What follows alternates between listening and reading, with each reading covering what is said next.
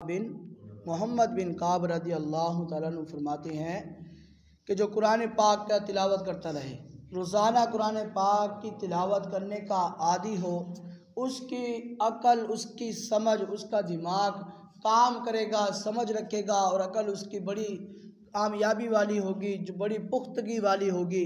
चाहे उसकी उम्र 100 साल हो जाए लेकिन उसकी अकल सलामत रहेगी। जब वो सोचेगा, विचार करेगा, देखेगा तो उसकी अकल काम करेगी, वो हर चीज़ को पहचान लेगा। कौन पहचानेगा? जो कुरान पाक को रोज़ाना पढ़ने वाला होगा। अल्लाह ताला उसके दिमाग, उसकी अकल और उसकी सोच को सलामत रखेगा। तो कुरान पाक की तिलावत करना, कुरान पाक को याद करना, रोज़ाना उसकी तिलावत करना, तो इससे रब ताला भी खुश होता है और हमारी अकल के बारे में भी फरमाया, हमारे दिमाग के बारे में भी फरमाया कि अल्लाह ताला इसे सलामत रखेगा। दुआ है कि अल्लाह ताला हमें समझने की तौफीक अता फरमाए।